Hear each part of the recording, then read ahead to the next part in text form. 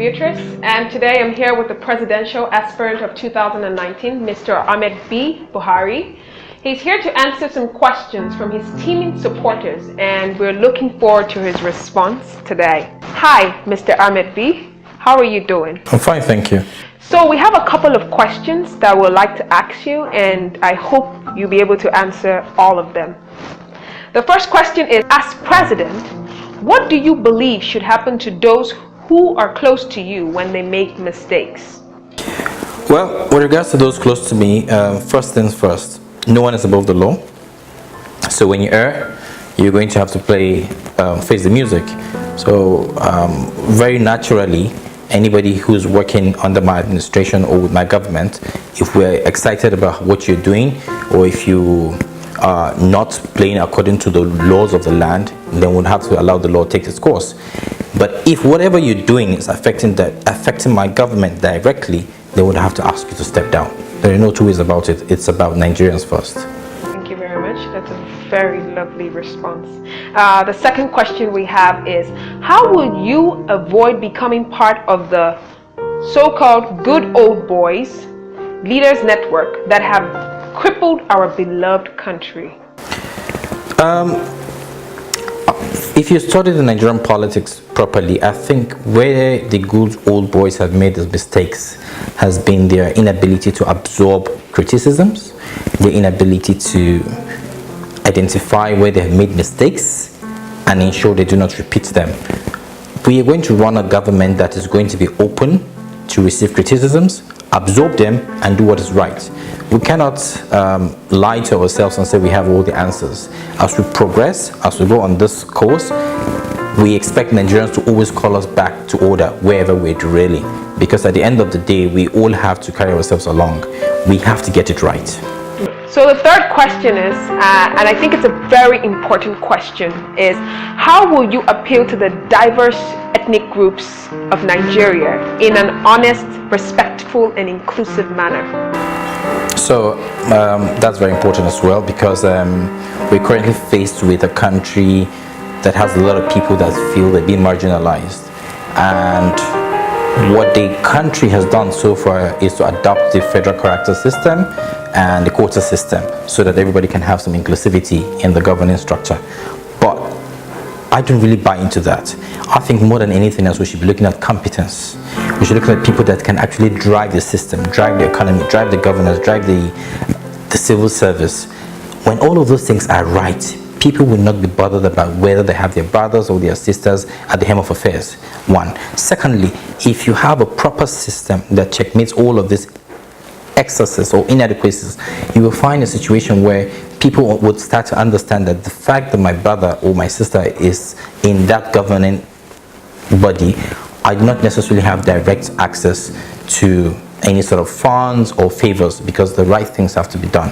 So to wrap up your question, I think fundamentally Nigerians should be more concerned about competence. And when you see the right person there, whether he's from your country or from your state or your local government, you shouldn't be bothered. You should just be worried about doing the things right. Very interesting.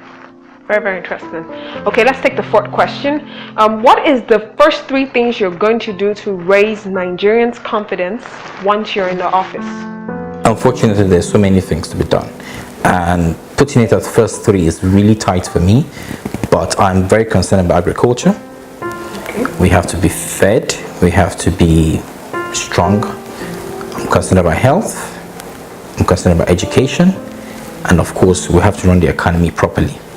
But all of this will not happen or work properly if we do not have a proper data mining system. Like I've always said in a few interviews that I have spoken at, I've said very clearly that we need to have a new Nigerian number, the NNN number. The NNN number is expected to be that number that you would have, I would have, and that will give us access to some of the social amenities that the government provides. So if that happens, you will find out that we're going to have an idea of how many Nigerians we're dealing with. The problem why we're in this problem right now is because we don't even know how many people we're catering for. If you don't know how many people you're catering for, then why do you even start in the first place? So I've mentioned the first four things that I think we're going to take into priority, and also we have to secure all of that with a technologically driven system that would ensure that our budget meets with the real people that we wanted to meet with. That's very true. Okay, the fifth question is, how will you create an environment for innovation within your leadership? There's so many young people, and we need to start changing the mindset. A lot of people leave school and they're really looking forward to start work with an existing company or a large business that's already existing.